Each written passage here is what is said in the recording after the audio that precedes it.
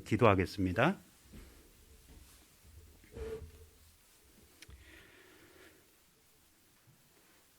저희를 사랑하시는 거룩하시고 자비로우신 우리 아버지 하나님 감사합니다.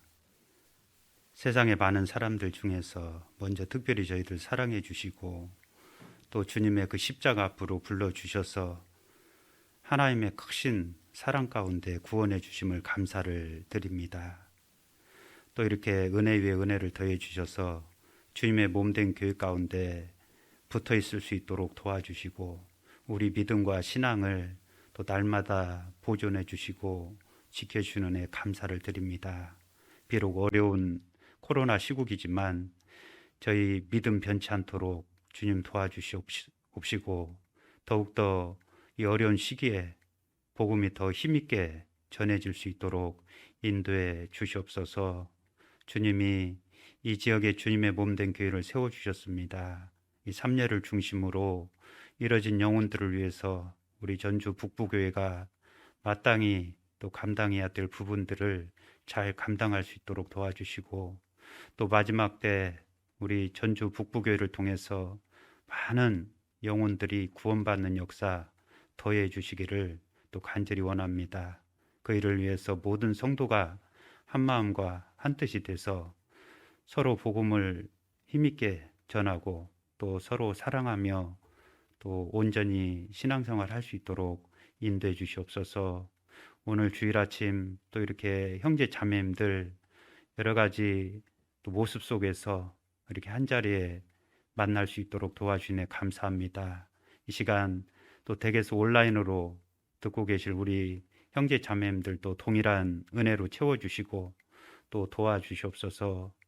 여러 가지 이유와 사정으로 함께하지 못하는 모든 지체들에게 동일한 은혜로 주님 인도해 주시옵소서. 해외에서 수고하시는 우리 선교사님들 또 그 가정들을 위해서 날마다 기도하고 있습니다. 코로나로부터 안전 지켜주시고 이 어려운 시국이지만 이 복음이 전해지는 일만큼 멈추지 않도록 도와주시고 역사해 주시옵소서. 오늘 이 한 시간 온전히 주 성령께 의지하고 부탁을 드립니다. 귀한 은혜 시간으로 채워주시고 또한 인도해 주시옵소서. 저희를 사랑하시는 우리 구주 예수님의 이름으로 감사하며 기도드립니다. 아멘. 예, 이게 좀 높은 것 같은데 그죠? 이 발판 뺄 수 있습니까? 예, 고개가 아프네요. 예. 예.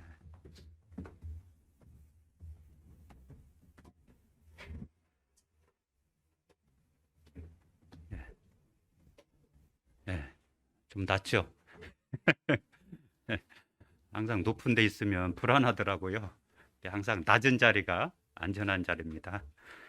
오늘 본문 말씀 같이 나눌 말씀은 신약성경 에베소서 4장 29절 말씀입니다. 신약성경 에베소서 4장 29절입니다.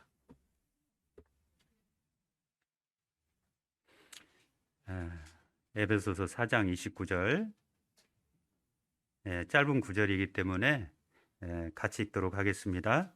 무릇 더러운 말은 너희 입 밖에도 내지 말고 오직 덕을 세우는 데 소용되는 대로 선한 말을 하여 듣는 자들에게 은혜를 끼치게 하라.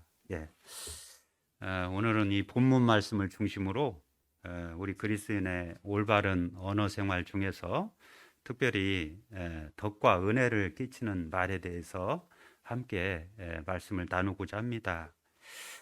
자, 이 교회는 그리스도의 보혈로 죄 사함을 받고 그 다음에 성령으로 거듭난 사람들의 모임이죠. 그런 사람을 성도라 부릅니다. 그래서 성도들의 모임이 교회입니다. 헬라어로는 이제 에클레시아라고 이렇게 말을 하죠. 그래서 이는 세상과 구별돼서 주님과 한 몸을 이렇게 이루고 살아가는 사람들이다라는 그런 뜻이 있습니다. 그 에베소서 5장 3절에 4장 3절에 보면 그런 말씀이 있죠. 평안에 매는 줄로 성령의 하나 되게 하신 것을 힘써 지키라. 교회에게 주신 말씀이거든요. 이 에베소서는 우리가 잘 아는 대로 교회에 관한 말씀인데요.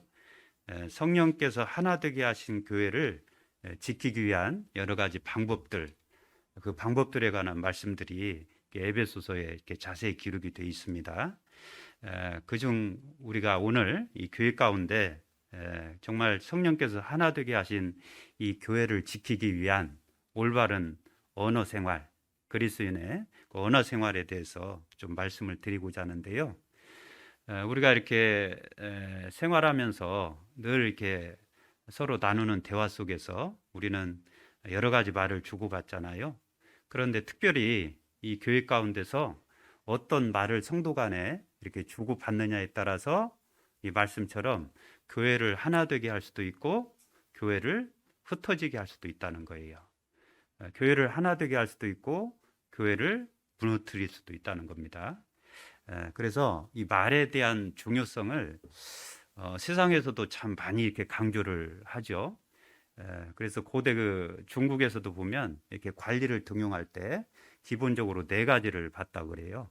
그 4가지가 이제 신언서판이라고요. 첫 번째 신은 몸이 건강한가, 그리고 두 번째 언이 바로 말씨입니다. 그래서 우리도 이렇게 대기업이나 회사 취업할 때 보면 항상 면접 때 뭘 봐요? 그 말하는 걸 보지 않습니까? 그래서 서는 이제 글씨, 그리고 판은 이제 판단력을 보죠. 그래서 신언, 서판 이 4가지 요건 중에도 말을 그 사람이 어떻게 하느냐라는 것을 판단해서 이렇게 관리를 등용했습니다. 자, 그 이유가 있습니다. 왜냐하면 사람은 이 속에 있는 것이 말로서 표현이 되는 거죠. 그래서 그 마태복음 15장에 보면 입에서 나오는 것들은 마음에서 나온다 이렇게 말씀하셨어요. 그래서 말을 이렇게 안 하고 입을 꽉 다물고 있으면 도대체 그 속을 알 수가 없어요. 그죠? 우리가 이렇게 가정에서도 이렇게 뭐 부부간에 어떤 다툼이 생겼을 때 1차적으로 어때요? 침묵하잖아요. 그럴 때 참 마음이 괴롭죠, 서로에게. 말을 안 하고 있으니까 저 사람이 뭐 원하는 것이 무엇인지 또 무엇을 이렇게 원하는지 알 수가 없죠. 그러니까 이 말이라는 것은 그 사람의 어떤 속 마음과 인격을 보여주는 하나의 척도가 되는 겁니다. 그래서 말에 대해서 우리 그 조상들도 여러 가지 속담을 통해서 이렇게 말의 중요성을 강조를 해왔는데요. 여러분 말에 대한 속담들 많이 아시죠? 대표적으로 뭐 하세요? 가는 말이 고와야? 그리고 낱말은 새가 듣고 탁탁 나오셔야 되는데 말 한마디로 그렇죠. 천장빚 갚는다. 발 없는 말이 천리 간다. 사돈이 낱말한다. 뭐 그런 속담 많이 있죠. 그러니까 제가 인터넷에서 찾아보니까 대충 그런 말들이 많이 있더라고요. 뭐 입은 삐뚤어져도 말은 바로 해라. 굉장히 많아요. 그러니까 동서고금을 막론하고요. 이 말 때문에 많은 문제가 생기기 때문에 그 말의 중요성에 대한 그런 여러 가지 속담이나 격언들이 많이 있습니다. 자, 그럼 성경은 우리에게 말에 대해서 어떻게 말씀하고 있을까요? 물론 이 성경 하나님의 말씀에도 보면 우리에게 그 말의 중요성을 얼마나 강조하고 있는지 몰라요. 자, 대표적으로 잡아놓으시고 잠언 10장 말씀 한번 보겠습니다.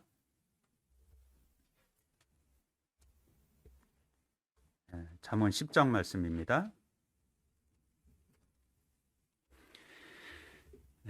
잠언 10장 11절 말씀 같이 읽습니다.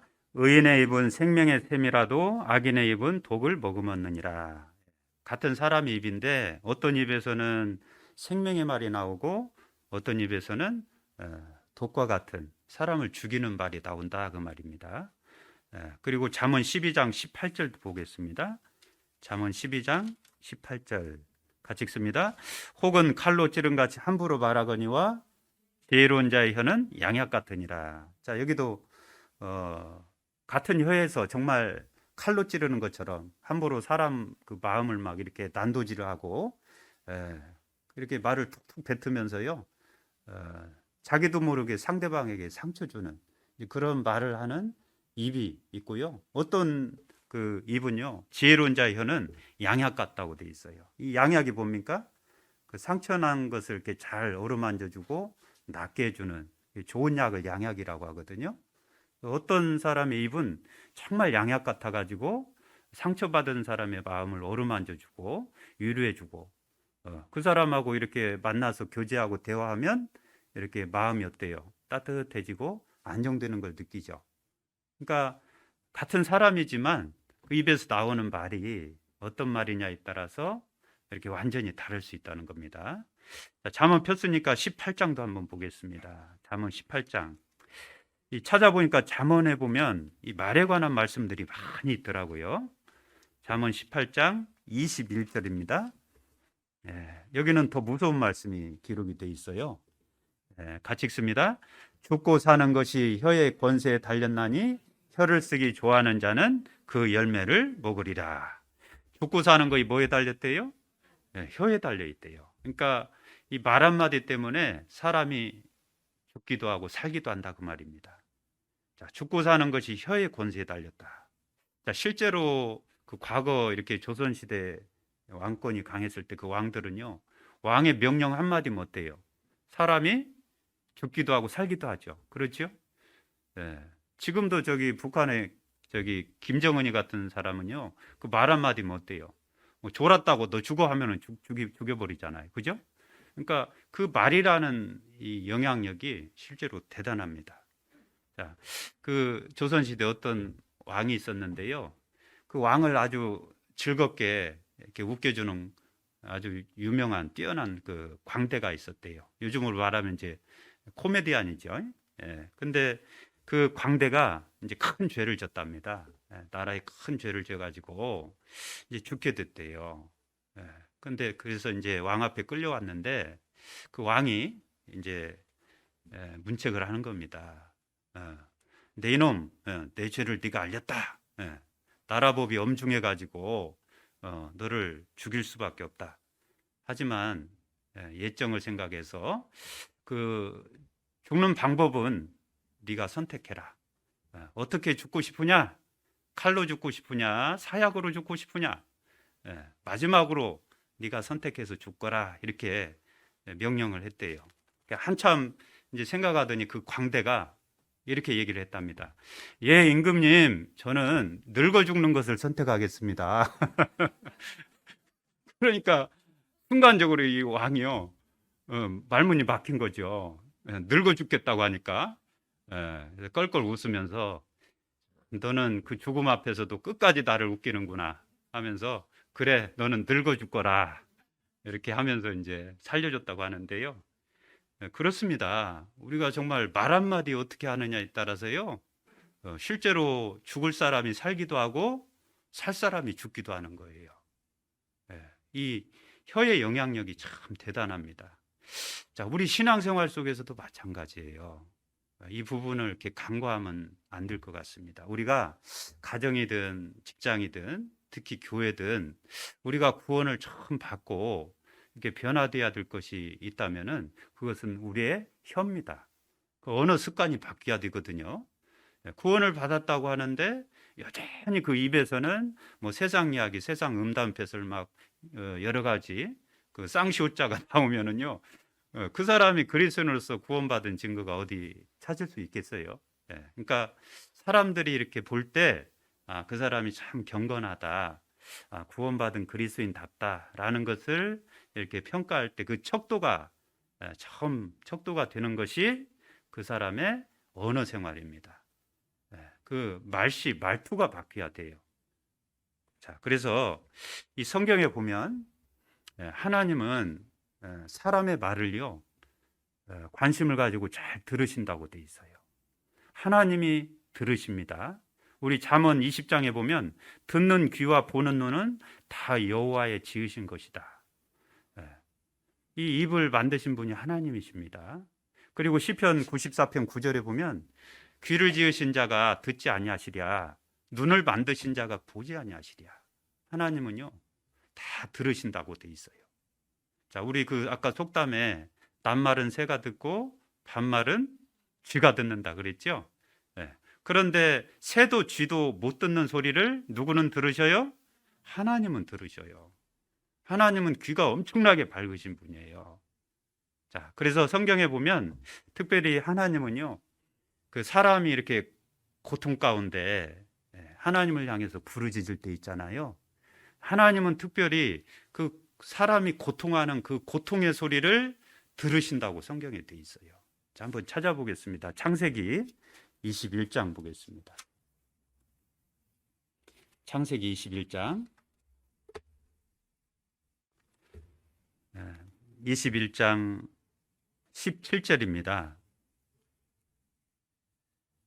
16절부터 제가 읽겠습니다. 가로되 자식이 죽는 것을 참아 보지 못하겠다 하고 살 한바탕쯤 가서 마주 앉아 바라보며 방성되고 가니 하나님이 그 아이의 소리를 들으심으로 하나님의 사자가 하늘에서부터 하갈을 불러 가라사대 하갈아 무슨 일이냐 두려워 말라 하나님이 거기 있는 아이의 소리를 들으셨나니 일어나 아이를 일으켜 내 손으로 붙들라 그로 큰 민족을 이루게 하리라 하시니라. 자, 이게 어떤 내용이냐면 그 아브라함의 그 후처 그 하갈에게서 이스마엘이라는 아들이 태어나잖아요. 그런데 그 이스마엘이 이제 나중에 그 사라를 통해서 본처를 통해서 이삭이 태어나는데 그 이스마엘이 이삭을 희롱하고 괴롭힙니다. 자, 그것을 보고 이 사라가 화가 나죠. 그래서 결국은 아브라함에게 얘기해서 그 이스마엘과 하갈을 집에서 쫓아내거든요. 그래서 쫓겨난 이 하갈과 이스마엘은요, 방황하다가 광야에서 이제 식량도 떨어지고 물도 떨어지고 영락없이 죽게 생겼거든요. 그래서 그때 들판에서 방황하다가 막 통곡하면서 누구를 부르짖었어요? 누구를 찾았어요? 하나님을 찾았어요. 엉엉 울면서 막 통곡하면서 하나님을 찾았을 때 하나님께서 그 소리를 들으셨다. 17절에 보면 하나님이 그 아이의 소리를 들으심으로 라고 돼 있잖아요. 우리 그 출애굽기 2장에도 보면 이스라엘 백성들이 이렇게 출애굽할 당시에 400년 동안 이스라엘 백성들이 애굽에서 종살이를 하지 않습니까? 그 종살이를 하면서 얼마나 많은 고초를 겪었어요. 그 바로 왕의 그 압제 밑에서 정말 이루 말할 수 없는 여러 가지 학대를 받았는데요. 그때 이스라엘 백성들이 하나님께 부르짖었다고 돼 있어요. 그리고 하나님은 그 이스라엘 백성들의 그 고통 소리를 들으셨다고 분명히 돼 있습니다. 자, 그 출애굽기 2장도 봅니다. 창세기 다음에 바로 출애굽기니까요. 출애굽기 2장 23절입니다. 출애굽기 2장 23절. 자, 여러 해 후에 애굽 왕은 죽었고 이스라엘 자손은 고역으로 인하여 탄식하며 부르짖으니 그 고역으로 인하여 부르짖는 소리가 하나님께 상달한지라. 하나님이 그 고통 소리를 들으시고 아브라함과 이삭과 야곱에게 세운 그 언약을 기억하사 이스라엘 자손을 권념하셨더라. 그래서 모세를 보내서 이스라엘 백성들을 애굽에서 구원하지 않습니까? 그러니까 이스라엘 백성들이 하나님 앞에 간절히 부르짖었고 하나님이 이스라엘 백성들의 그 고통 소리를 분명히 들으셨다고 돼 있어요. 그러니까 하나님은 특별히 그 고통하면서 하나님을 간절히 찾는 사람들의 그 소리를 들으십니다. 하나님은 사람의 고통 소리를 들으시고 합당한 방법으로 건져주시는 분이죠. 자, 이 또 성경에 보면 그 사람의 고통 소리뿐 아니고요, 그 불평하는 소리 있죠. 원망하는 소리. 자, 이런 소리도 하나님이 잘 들으신다고 돼 있어요. 자, 우리 성경 민수기 11장 보겠습니다. 민수기 11장.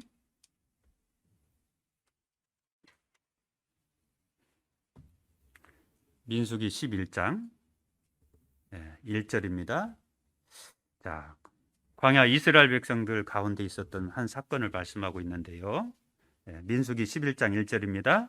백성이 여호와의 들으시기에 악한 말로 원망하며 여호와께서 들으시고 진노하사 여호와의 불로 그들 중에 붙여서 진끝을 사르게 하시매 백성이 모세에게 부르짖음으로 모세가 여호와께 기도하니 불이 꺼졌더라. 그곳 이름을 다베라라 칭하였으니 이는 여호와의 불이 그들 중에 붙은 연고였더라. 자, 백성이 여호와의 들으시기에 악한 말로 원망했다. 자, 하나님은 정말 들으시는 하나님이란 걸 알 수 있죠.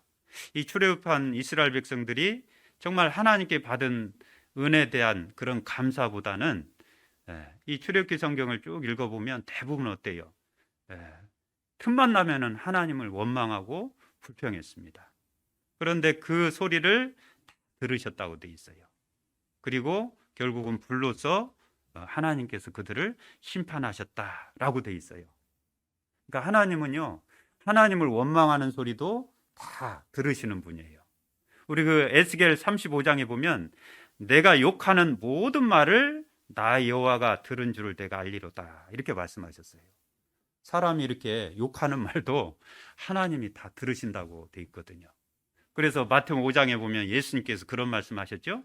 미련한 놈이라 하는 자는 지옥불에 들어가게 되리라. 그 욕이잖아요. 미련한 놈이라 욕한 것을 하나님이 들으시고 그 죄를 물으신다 그 말입니다. 그러니까 하나님은요, 불평이나 원망하는 말도 다 들으셔요. 모를 것 같지만 하나님은 다 들으신다는 겁니다. 우리 그 요즘 이제 이 방송이 많이 이렇게 발달이 되다 보니까 지금도 이제 제가 설교하는 게 이제 유튜브로 아마 라이브로 실시간 방송이 되고 있는 걸로 알고 있는데 요즘 유튜버들이 많이 있잖아요. 그래서 한 유명 유튜버가 이제 그 맛집 기행을 하는데요. 유명한 식당에 갔답니다. 그래서 이제 방송을 하다가 잠깐 이제 화장실을 간 거예요.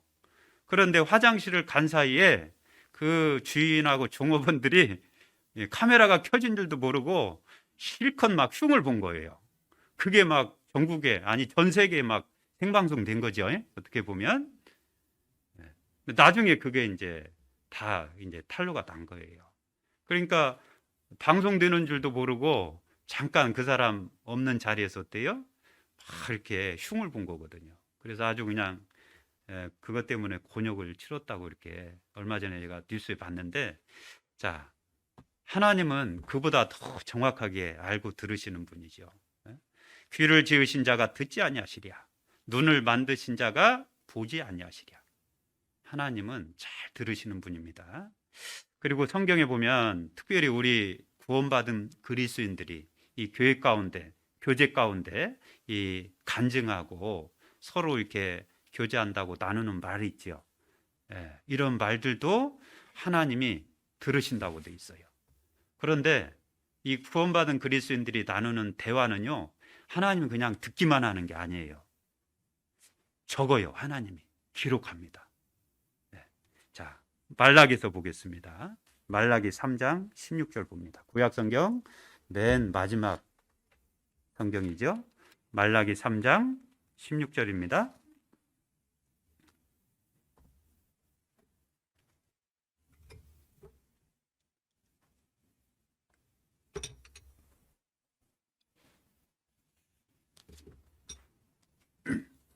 말라기 3장 16절에 제가 읽겠습니다. 그때 여호와를 경외하는 자들이 피차에 말하매 여호와께서 그것을 분명히 들으시고 여호와를 경외하는 자와 그 이름을 존중히 생각하는 자를 위하여 같이 읽습니다. 여호와 앞에 있는 기념책에 기록하셨느니라. 여기 여호와를 경외하는 자들은 구원받은 하나님의 백성들을 의미합니다. 이 피차의 말함에 이게 뭐겠어요? 우리 구원받은 하나님의 자녀들이 이 교회 가운데, 교제 가운데 뭐 구역 모임이다, 뭐 이렇게 조 모임이다, 이렇게 오늘 오후에 또 이렇게 오후가 아니죠. 설교 끝나고 이제 모두회가 있다고 들었는데, 그 말하는 것을요 하나님이 잘 들으실 뿐 아니고 기록하신다고 돼 있어요. 그 하나님께서 성도들의 그 말을 기록한 그 책 이름이 나와 있죠. 무슨 책입니까? 기념책이라고 돼 있어요. 그러니까 구원받은 사람이 하는 말은요 하나님이 들으실 뿐 아니고 다 기록하신다는 거예요. 그런데 왜 하나님이 기록하실까? 그것은 상급을 주실 목적으로 기록하는 거예요. 그래서 그 쓸데없는 말 있잖아요. 괜히 그냥 안 해도 되는 말, 의미 없는 말, 부가치한 말, 이런 말 말고 정말 하나님의 기념책에 기록이 되는 그런 좋은 말, 선한 말, 은혜로운 말, 덕이 되는 말, 이런 말들을 많이 해야 돼요. 그런 말들을 하면 기념책에 좋은 내용이 다 기록이 되잖아요. 그러면 어때요? 그리스도인들의 상급이 올라가잖아요. 쌓이잖아요. 그러니까 교제 가운데 우리가 선한 말, 은혜로운 말, 덕을 세우는 말, 이런 말을 간증을 잘하면 입으로도 상급을 쌓을 수 있다는 거예요. 참 놀랍죠. 그래서 이 기념책이란 것은 이 그리스도인들의 그 언어 생활, 그 행실을 이렇게 기록하는 책이고, 마치 이렇게 그 녹음기에 이렇게 녹음이 되듯이요. 교회 가운데 성도들의 말은 하나님의 그 기념책에 하나님께서 기록하신다고 되어 있어요. 그러니까 우리가 이것만 생각해도 굉장히 어때요? 말이 조심스러워질 수밖에 없겠죠. 그래서 시편 141편에 보면 다윗은 하나님 앞에 기도하기를 여호와여 내 입 앞에 파수꾼을 세우시고 내 입술의 문을 지켜주옵소서, 이렇게 기도했어요. 그러니까 자기 입을 잘 지켜서 정말 이렇게 서로에게 유익이 되고 덕이 되고 은혜가 되는 그런 말을 할 수 있도록 우리도 다윗과 같은 그런 기도가 늘 필요할 겁니다. 자, 그렇다면은 이제 여호와의 기념책에 기록될 만한 그런 교제 말, 그 교제 내용은 무엇일까? 자, 아까 에베소서 4장 29절 오늘 본문 말씀 찾겠습니다. 에베소서 4장 29절입니다. 자, 무릇 더러운 말은 너희 입 밖에도 내지 말고 오직 덕을 세우는 데 소용되는 대로 선한 말을 하여 듣는 자들에게 은혜를 끼치게 하라. 자, 이 그리스도인들의 입에서 나와야 되는 선한 말이 있다는 겁니다. 자, 이 그리스도인들 입에서 나올 수 있는 가장 선한 말이 무슨 말일까요? 어떤 말일까요? 그것은 복음을 전하는 말이에요. 사람의 영혼을 살리는 말. 그 말처럼 선한 말이 없죠. 복음을 전하는 일만큼 선한 일이 있겠어요? 지옥 갈 영혼에게 복음을 전해줘서 그 영혼이 구원을 받고 그 영혼이 살아난다면 그것은 가장 선한 일이고, 그 복음은 가장 선한 것입니다. 자, 우리 사도행전 8장 보겠습니다. 이 그리스도인들만이 할 수 있는 가장 선한 말이 복음을 전하는 거죠. 사도행전 8장 34절입니다. 사도행전 8장 34절입니다. 사도행전 8장 34절. 내시가 빌립더로 말하되 청컨대 묻노니 선지자가 이 말한 것이 누구를 가리킴이뇨? 자기를 가리킴이뇨? 타인을 가리킴이뇨? 빌립이 입을 열어 이 글에서 시작하여 예수를 가르쳐 복음을 전하니 길 가다가 물 있는 곳에 이르러 내시가 말하되 보라 물이 있으니 내가 세례를 받음에 무슨 꺼림이 있느뇨? 38절 봅니다. 이에 명하여 병거를 머물고 빌립과 내시가 둘 다 물에 내려가 빌립이 세례를 주고 둘이 물에서 올라갈새 주의 영이 빌립을 이끌어 간지라. 내시는 흔연히 길을 가므로 그를 다시 보지 못하니라. 그 다음 40절은 같이 읽습니다. 빌립은 아소도에 나타나 여러 성을 지나 다니며 복음을 전하고 가이사랴에 이르니라. 자, 이게 어떤 내용이냐면 과거 그 스바의 왕, 이디오피아의 스바의 왕이요, 발음을 잘해야 돼요. 스바의 왕이 그 솔로몬 왕 때 솔로몬 왕을 이렇게 방문한 것이 계기가 돼가지고 이 이디오피아의 하나님을 믿는 그 신앙이 들어가 있었어요. 그래서 그 뒤로부터 지금 이 당시 사건이 약 1000년이 지난 그때입니다.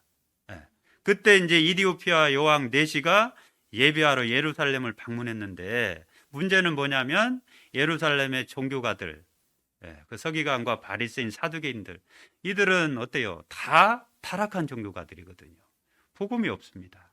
그래서 구원을 못 받고 그냥 형식적으로 왔다 갔다 하는 거예요.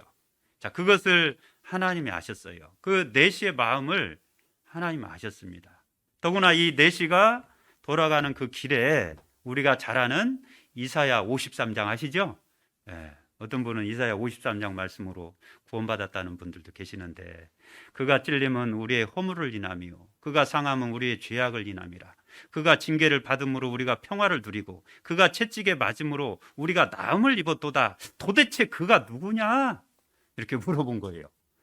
그러니까 혼자 이 내시가 그 말씀을 보면서 야, 이 그가 누구냐 도대체. 이 글을 기록한 이사야 선지자를 얘기하는 거냐? 아니면 다른 그가 있는 거냐?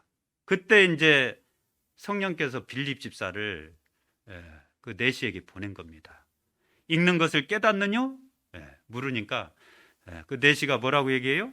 지도하는 사람이 어찌 깨달을 수 있느냐? 그러잖아요. 이 복음을 전해주는 사람들이 없으면 복음을 깨달을 수 없거든요. 그때부터 이제 빌립 입을 열어가지고 이사야 53장에 기록된 그 복음을 쭉 전하는 거예요. 예수님을 증거합니다. 바로 그가 예수 그리스도다. 예수님이 죽음은 내 죄와 허물을 위해서 죽은 거다. 예수님의 상함은 내 죄와 허물을 위해서 상한 거다. 그 십자가에 달려 죽으신 그 예수님이 바로 이 이사야 53장에 증거한 메시아다, 그리스도다 이렇게 증거했어요. 단번에 구원을 받았죠, 내시가. 그리고 구원을 받고 나서 우리와 마찬가지로 첫 번째 순종이 뭐죠? 침례잖아요, 그죠? 그래서 이제 내시가 바로 이렇게 침례를 받겠다고 해가지고 이제 빌립이 침례를 줬던 그 사건이 이렇게 기록이 되어 있습니다. 자, 보십시오. 자, 이때 빌립은요 복음을 전했잖아요. 정말 그리스도인들만이 할 수 있는 가장 선한 말로 복음을 전한 겁니다. 평생 예루살렘을 방문하고도 그 구원받지 못해서 지옥 갈 그 영혼을 건지는 선한 말, 그게 복음이거든요.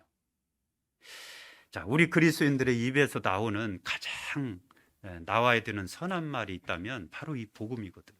그렇잖아요? 그래서 잠언 10장에 보면은 왜 의인의 입이 생명의 샘이 되겠어요? 그 의인은 바로 우리 구원받은 그리스도인들을 의미합니다. 우리는 그 복음의 비밀을 가지고 있잖아요. 그리스도의 비밀을 갖고 있죠. 우리가 입을 열어서 복음을 전할 때 우리 입에서 생명이 나가는 거예요. 참 신기한 겁니다. 이건 놀라운 거예요. 아무나 그렇게 할 수가 없어요. 대통령도 장관도 그 누구도 세상 아무리 돈 많은 부자도 할 수 없는 것이 복음 전하는 거예요. 구원받은 사람만 할 수 있어요. 그래서 잠언 그 10장 20절에 보면 의인의 혀는 천은과 같다. 천은과 같다고 되어 있어요. 보물과 같다고 되어 있고요. 21절에 보면 의인의 입술은 여러 사람을 교육한다 이렇게 되어 있어요. 우리가 복음을 전하는 것은 사람들을 교육하는 겁니다. 그렇잖아요? 그 우매무지한 백성들에게요 하나님의 그 복음을 전하는 것은 그들을 교육하는 거죠.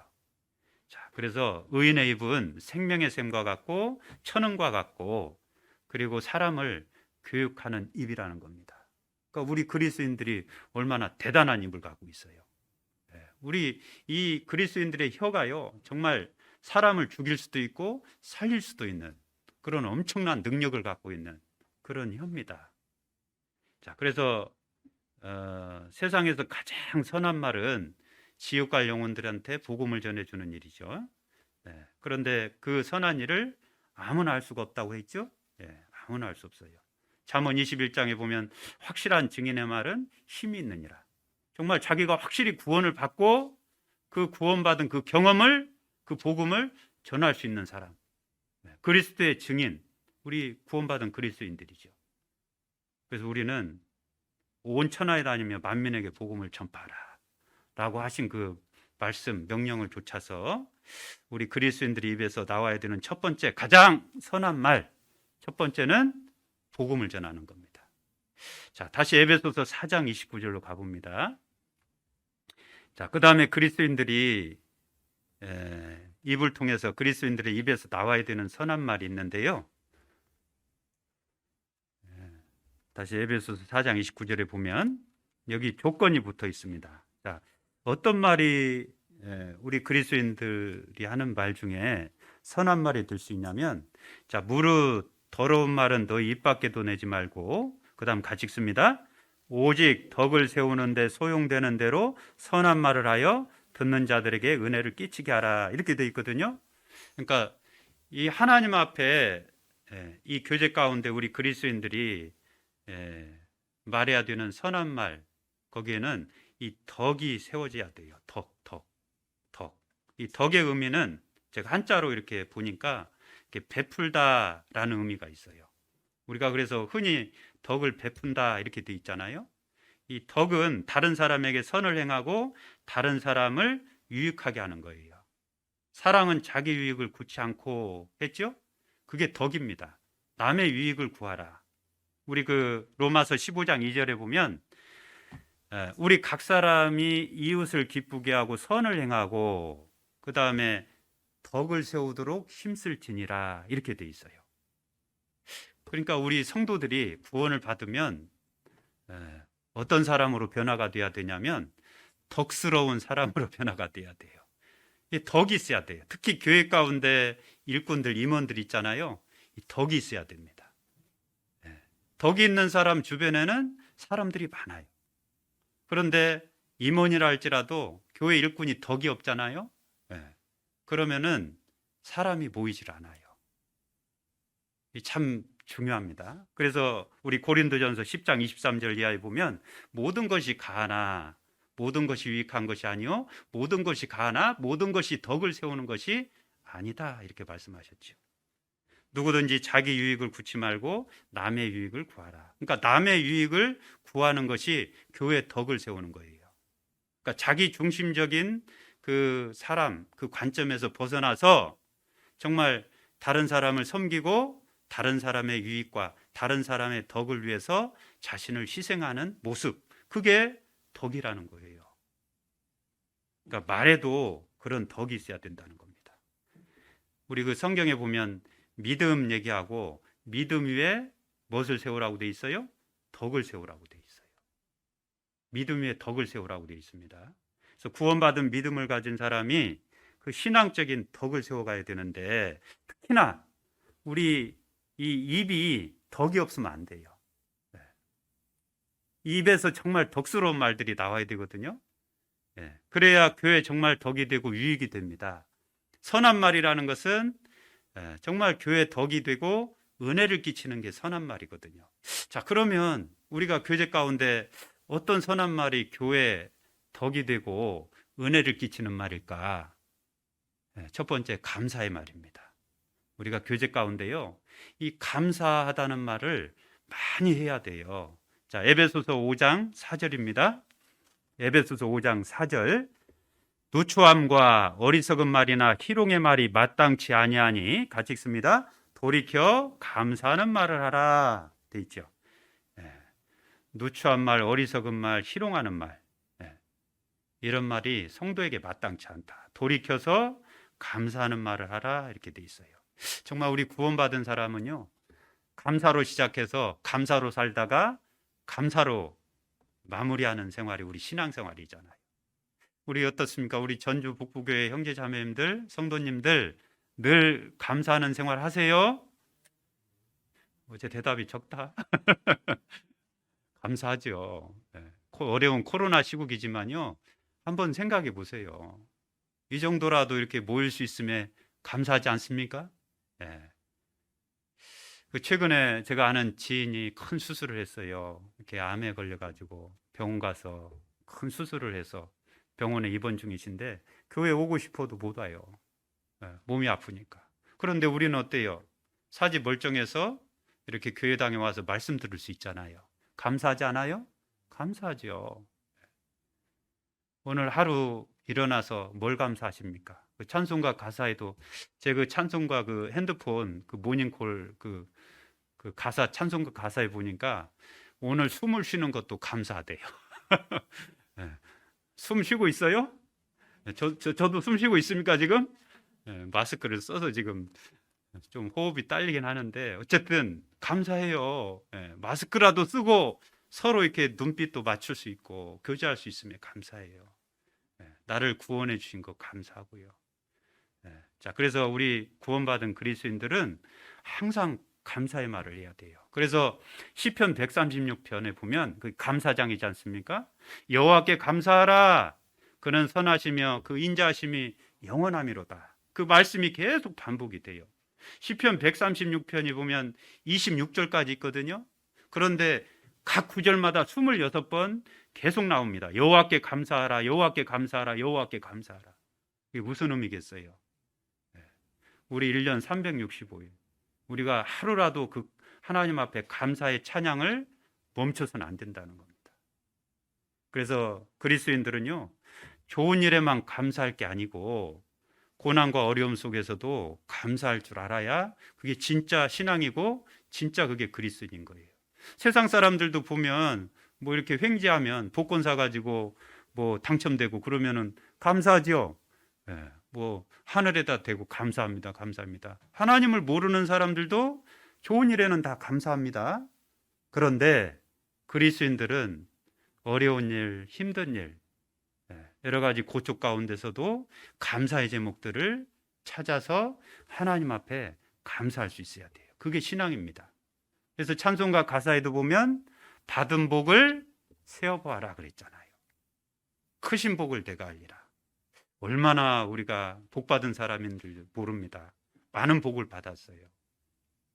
그리고 이렇게 어려운 코로나 시국이지만 정말 하나님께서 이만큼이라도 우리 마음속에 이렇게 마음의 평강도 주시고, 골로새서 3장 15절에 보면 그리스도의 평강이 너희 마음을 주장하게 하라. 평강을 위하여 너희가 한 몸으로 부르심을 받았나니 또한 너희는 감사하는 자가 되라. 우리는 한 몸으로 부르심을 받았습니다. 그게 교회잖아요. 그 교회에게 하나님이 명하신 명령이 뭐냐면 너희는 감사하는 자가 되라. 좋은 때뿐 아니고 힘들고 어려울 때도 우리는 항상 하나님께 감사합니다. 감사합니다. 그 감사의 기도의 제목들, 찬양의 제목들이 있어야 됩니다.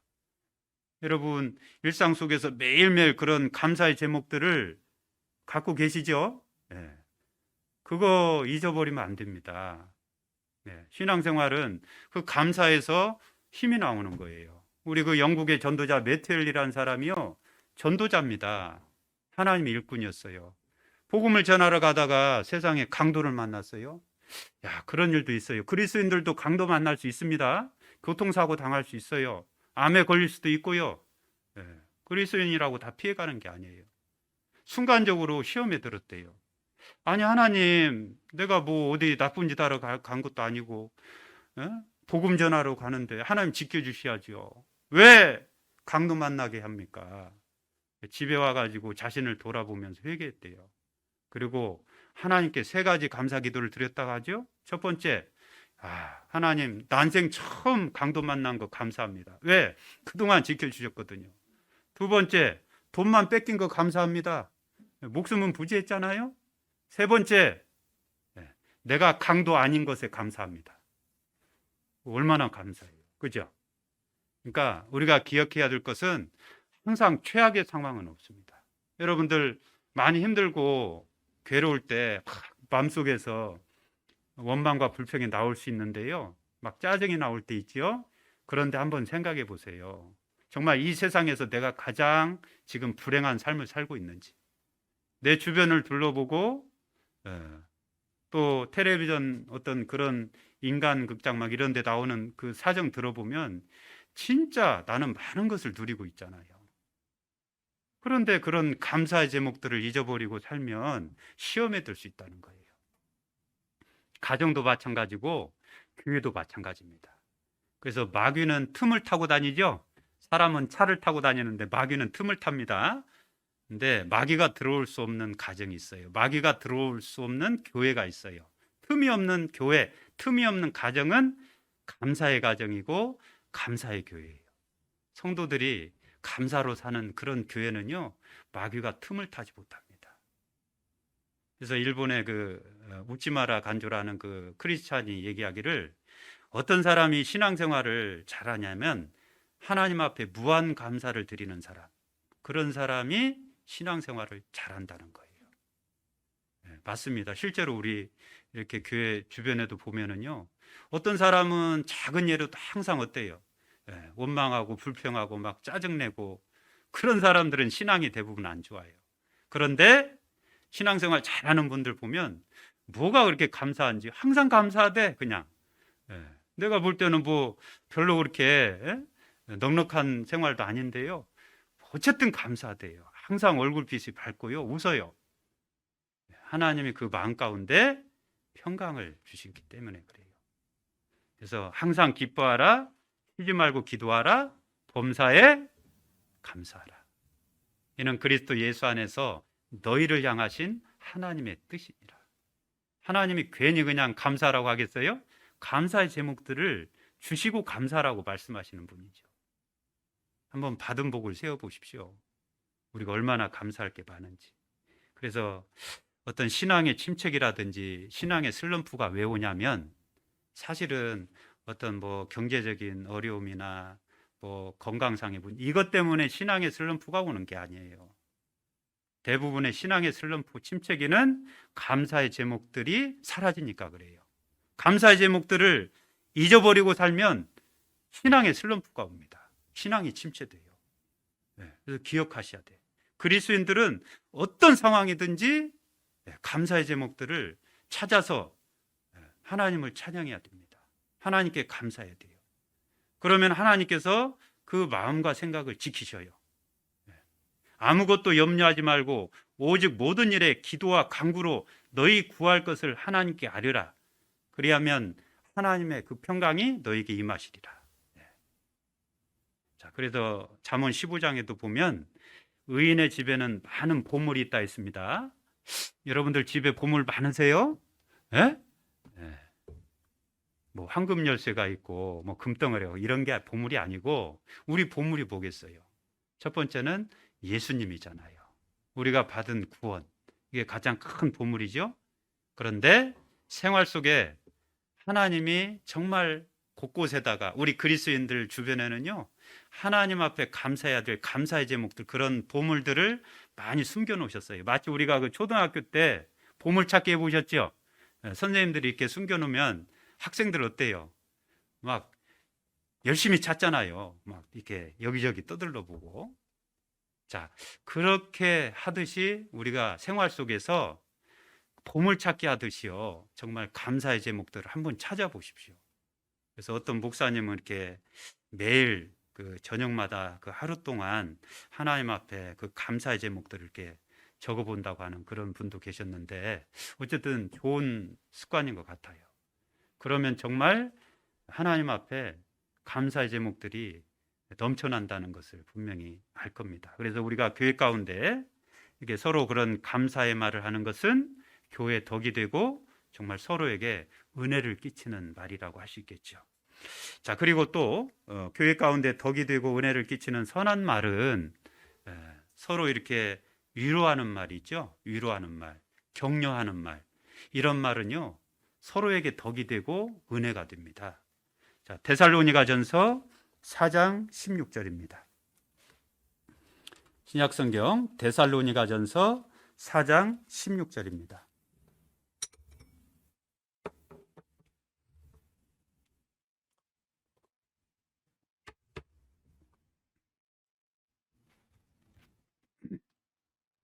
데살로니가전서 4장 16절. 주께서 호령과 천사장의 소리와 하나님의 나팔로 친히 하늘로 조차 강림하시리니 그리스도 안에서 죽은 자들이 먼저 일어나고 그 후에 우리 살아남은 자도 저희와 함께 구름 속으로 끌어올려 공중에서 주를 영접하게 하시리니 그리하여 우리가 항상 주와 함께 있으리라. 18절 같이 읽습니다. 그러므로 이 여러 말로 서로 위로하라. 너희는 이 여러 말로 서로 위로하라고 돼 있잖아요. 그러니까 서로를 이렇게 위로하는 말, 격려하는 말은요 정말 하나님 앞에 선한 말입니다. 위로와 격려의 말은 교회 덕이 돼요. 은혜가 됩니다. 우리는 그런 말을 많이 해야 돼요. 자, 이 말씀은 이 사도 바울이 당시 복음으로 인해 핍박받던 이 데살로니가 교회 성도들에게 주신 권면의 말씀이거든요. 그 주님의 재림에 관한 사실을 언급하면서 서로를 위로해 줄 것을 말씀하고 있는 거예요. 자, 우리 신앙생활, 우리 형제자매님들 쉽습니까? 어렵습니까? 네? 말 못하시네. 신앙생활 결코 녹록지 않습니다. 신앙생활, 물론 우리 인생이 고난의 연속이지만 특별히 우리 구원받은 그리스도인들은 세상 사람들이 받는 그 일반적인 고난 위에 하나 더해서 신앙의 고난을 더해봤잖아요. 그러니까 신앙생활은 한마디로 고난의 행군이에요. 광야 같은 생활입니다. 그 광야 같은 생활 가운데 그나마 하나님께서 구름 기둥과 불 기둥이 있고 하나님의 임재가 있기 때문에 우리가 하루하루 사는 겁니다. 자, 그래서 정말 이 고난 가운데 우리는 어디에다가 소망을 두고 살아야 되겠어요? 이 썩어지고 없어질 이 세상을 바라보면 열받는 일만 많죠. 악인이 형통하고, 정말 세상 사람들 너무너무 어떻게 보면 재밌게 잘 살아요. 자유롭게 사는 것 같죠? 그렇기 때문에 우리는 세상을 보면 안 되고 어디를 봐야 돼요? 하늘을 봐야 돼요. 보라, 우리의 시민권은 하늘에 있는지라. 그래서 초대교회 성도들이 신앙을 지키면서 핍박받고 고난받을 때 그 카타콤의 순교자들이 항상 만나서 서로 나누는 대화, 인사말이 있었죠? 뭡니까? 마라나다예요. 마라나다. 주께서 곧 오십니다. 형제님, 자매님, 주님이 곧 오십니다. 우리 조금만 견딥시다. 신앙생활은 한마디로 버티기입니다. 신앙생활이 뭐라고요? 버티기예요. 누가 주님 오실 그날까지 자기 믿음과 신앙 잘 지키고 잘 버티나, 그게 신앙생활이에요. 여러분들 잘 버텨야 됩니다. 잘 버텨야 돼요. 그래서 이 창세기에 보면 이삭이 이제 어미 사라가 죽고 나서 시리에 빠지잖아요. 그때 그 아내 리브가가 와가지고 이제 이삭을 위로했다고 돼 있는데, 그때 이 아내 리브가는 분명히 그 남편을 이렇게 말로써 잘 위로했을 것 같아요. 어머니 그 사라를 잃어버리고 그 막 시리에 빠져 있는 그 이삭에게 아내 리브가는요 좋은 벗이 됐을 거예요. 이 가정에서도 이렇게 서로 남편과 아내, 형제 자매님들 간에 서로 이렇게 부부 간에 위로의 말 있잖아요. 그런 위로의 말, 격려의 말을 잘 해줘야 됩니다. 반대되는 경우도 있었죠. 대표적으로 욥의 아내. 욥이 정말 극한의 상황까지 갔잖아요. 그래서 10 자녀가 다 죽고, 그리고 재산 다 날아가고요. 몸에는 막 악창이 생겨가지고 머리끝부터 발끝까지 막 가려워가지고 그 신음하고 고통스러워하는데, 그 옆에서 죄송합니다, 마누라는 뭐라고 얘기했어요? 차라리 하나님을 욕하고 죽어버리라고. 세상에 그게 그 남편한테 할 말이에요. 위로와 격려의 말은 못 해줄 망정 막 그 칼로 마음을 막 도려내는, 칼로 찌르는 말을 하죠. 그런 말은 진짜 은혜가 안 되는 말이죠. 덕이 안 되는 말이죠. 자, 우리가 이 위로와 격려의 말, 이 교회 가운데 위로와 격려의 말은요, 여러 가지 어려움과 고통 가운데, 슬픔 가운데, 그리고 세상에서 고난 가운데 사는 우리 성도들에게 서로 덕이 되고 유익이 되는 그런 말이 위로와 격려의 말이에요. 이런 말들을요 서로 이렇게 교제 가운데 서로 막 이렇게 나눠야 됩니다. 우리 그 잠언 16장 한번 보겠습니다. 잠언 16장 24절입니다.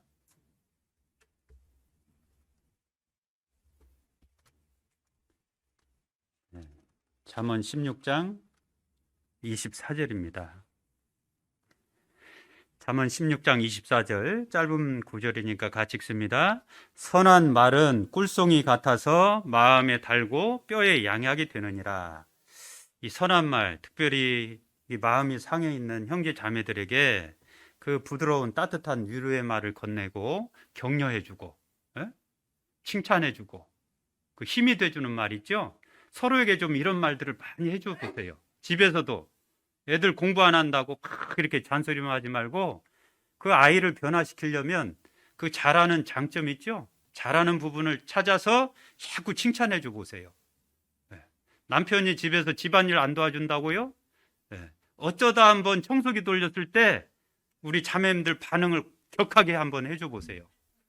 그 다음 막 청소기만 들고 막 돌아다녀요, 남편들이. 그런 말 있잖아요. 못 하나 박은 거 칭찬해 줬더니 그 다음부터 망치만 들고 다닌다고, 이 남편이. 남자들은 참 죄송합니다만 단순하거든요. 위로와 격려의 말, 칭찬의 말, 힘이 되는 거예요. 교회에서도요 막 해줘야 돼요. 특히 우리 임원들 있잖아요. 임원들은 그런 말들을 막 해줘야 돼요. 교회를 변화시키는 말들이에요. 그래서 꿀송이 같고 뼈에 양약이 된다고 그랬잖아요. 뼈에 육신의 건강에도 좋대요. 아시죠? 우리 몸은 여러 가지 그 호르몬으로 이렇게 조절이 되는데 좋은 말, 격려의 말, 칭찬의 말 이런 말 듣죠? 그러면은 좋은 엔돌핀, 다이돌핀 막 세라토닌 막 이런 게 막 나온대요. 그래서 항상 그 유명한 명의들 보면 어디가 뭐 이렇게 병이 생겼다 그러면 이 마음 치료하고 이 몸 치료를 같이 병행합니다. 그렇잖아요? 그 이유가 있어요. 사람은 영혼, 몸으로 구성이 되어 있고요. 서로 이렇게 연결이 되어 있거든요. 그래서 좋은 말, 선한 말, 위로가 되는 말 이런 말들을 자꾸 해주면 실제로 건강해집니다. 아내를 볼 때 아내가 건강이 계속 나빠진다. 남편한테 책임이 있어요. 남편이 이쁘다, 착하다, 계속 좋은 말 해주죠? 아내 건강도 좋아지고 아내 얼굴이요 빛납니다. 나중에 저희 자매 한번 얼굴 한번 보세요. 제가 계속 연습하고 있거든요. 이건 연습해야 돼요. 훈련해야 돼요. 왜냐하면 우리 본능에 거스리는 언어들이기 때문에 그런 사랑의 언어들을요 배워가지고 훈련해가지고 막 연습해야 돼요. 가정에서도 직장에서도 교회에서도 달라집니다. 달라졌어요 프로그램 아시죠? 진짜 그게 방송에 나왔던 일이요 우리 삶 속에서 일어납니다. 한번 해보셔요. 그래서 우리가 잠언 17장에 보면 마음의 즐거움은 양약이라도 심령의 근심은 뼈를 마르게 한다. 마음의 즐거움이 양약이래요. 심령의 근심이 뼈를 마르게 한다. 막 이렇게 스트레스 주고 잔소리하고 계속 막 억압해 보세요. 사람이든 짐승이든 오래 못 삽니다. 하물며 교회 안에서 그런 일들이 있으면 안 되죠.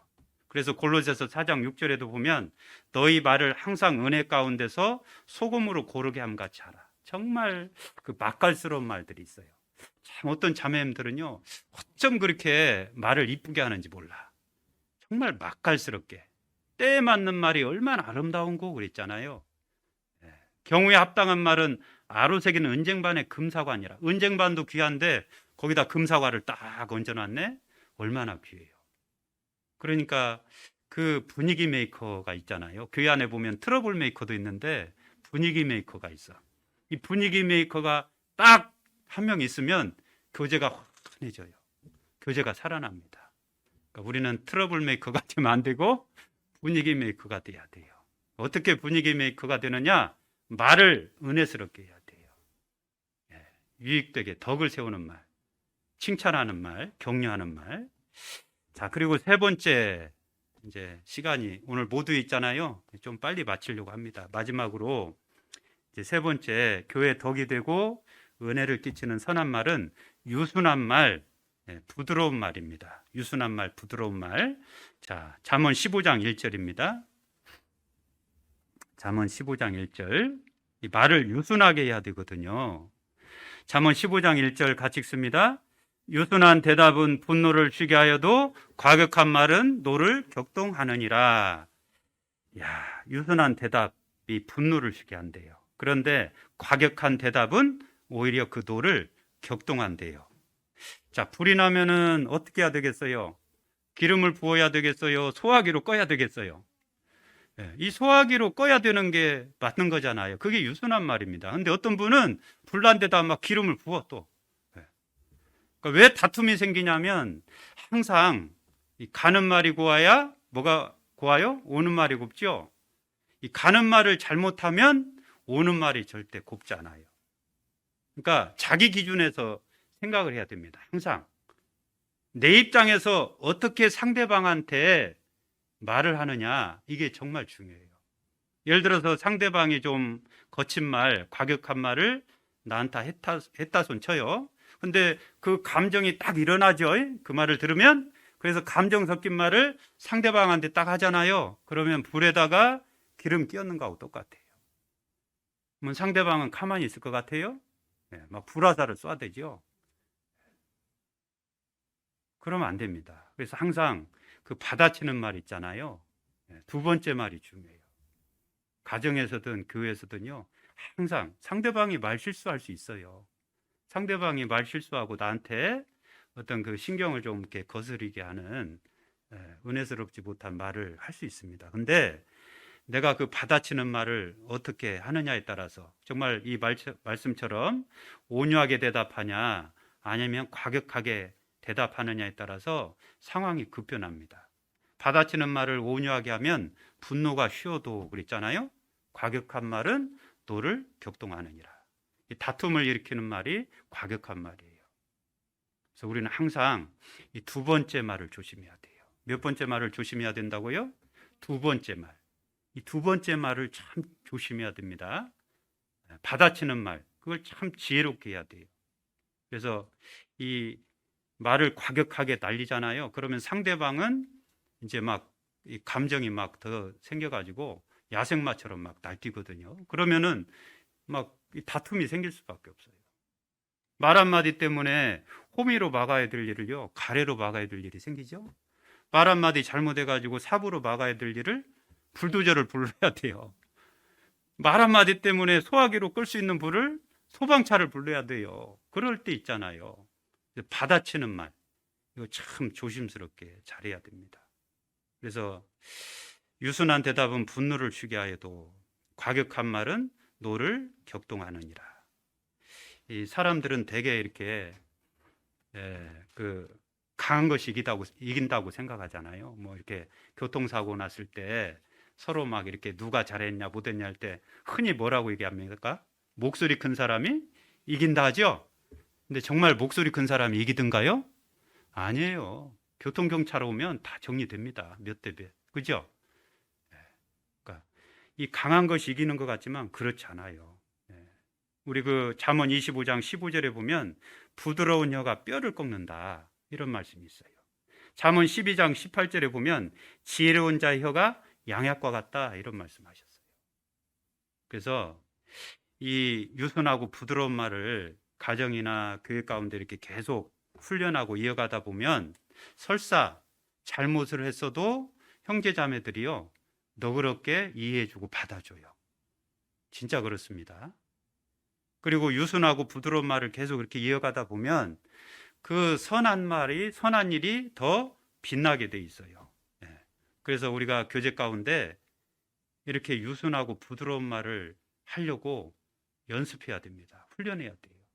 상대방의 그 감정 섞인 말을 들었다 할지라도 그 말을 받아서 내가 이렇게 유순하고 부드러운 말로 이렇게 넘겨주잖아요.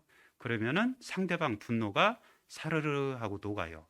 쉬는데 거기다가 내가 더해서 과격한 말을 딱 날리면 이제 그날 이제 전쟁하는 겁니다. 그러니까 본인이 선택하는 거예요. 그래서 교회 가운데 정말 덕이 되고 은혜를 끼치는 선한 말은 유순한 말이다, 부드러운 말이다. 기억하시고 이제 네 번째, 정직한 말. 이 정직은 그리스도인들이 세상을 살아가는 최고의 무기잖아요. 그리스도인들이 입만 벌리면 거짓말하고 막 속이는 말하고 이거 안 맞지요. 합당치 않지요. 그래서 잠언 22장에도 보면 마음의 정결을 사모하는 자의 입술에는 덕이 있다고 돼 있어요. 마음의 정결을 사모하는 자의 입, 정직한 자의 입, 그 입에는 덕이 있다. 우리는 정직한 말을 해야 됩니다. 자, 오늘 본문 찾겠습니다. 마무리하겠습니다. 에베소서 4장 29절입니다. 오늘 꼭 왠지 모두에 말씀하는 느낌이에요. 에베소서 4장 29절.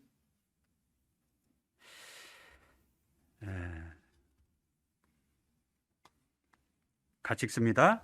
무릇 더러운 말은 너희 입 밖에 내지 말고 오직 듣는 자들에게 은혜를 끼치게 하라. 자, 오늘 우리 그리스도인들이 해야 되는 선한 말, 정말 교회 가운데 형제 자매들에게 덕이 되고 은혜가 되는 이제 말들에 대해서 말씀을 드렸습니다. 그래서 복음을 전하는 말, 그리스도인들만이 할 수 있는 가장 선한 말이죠. 그다음에 감사의 말, 위로의 말, 유순한 말, 정직한 말.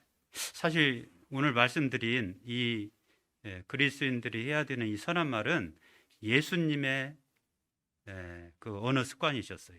예수님은 이 공생의 기간 동안 그 누구보다 앞서서 선한 복음을 전하셨잖아요. 그죠?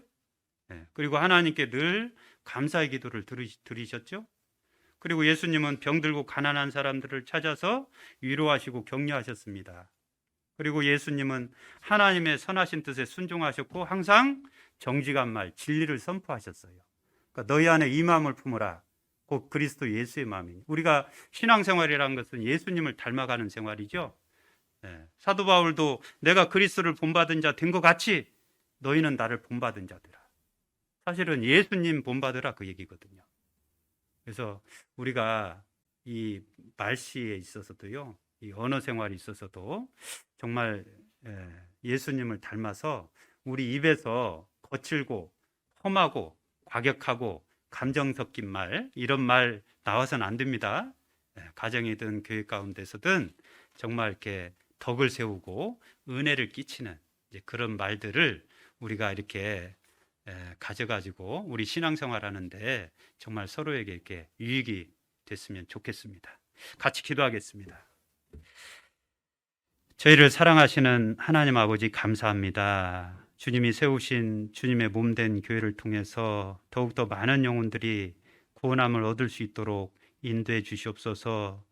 주님이 세우신 우리 전주 북부교회를 통해서 더 많은 영혼들에게 복음이 전해질 수 있도록 도와주시고, 또 앞서 일하시는 우리 김창규 목사님, 또 그 외 많은 임원들에게 더욱 지혜와 총명을 주셔서 이 마지막 때 한 영혼이라도 더 주님 앞에 인도하고 구원의 역사 일어날 수 있도록 도와주시옵소서. 특별히 또 담임 목사님이신 우리 김창규 목사님, 또 강사로 우리 전주 동부교회에서 3월 8일부터 온라인 또 대전도 집회가 계획이 되어 있습니다.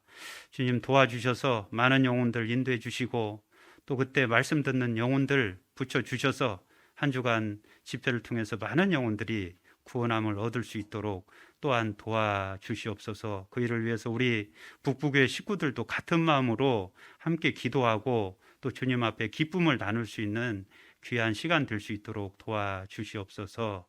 이 코로나 시국에 우리 형제 자매님들 영육간의 건강 지켜주시고 안전도 또한 지켜주시옵소서. 저희를 사랑하시는 우리 구주 예수님의 이름으로 감사하며 기도드립니다. 아멘.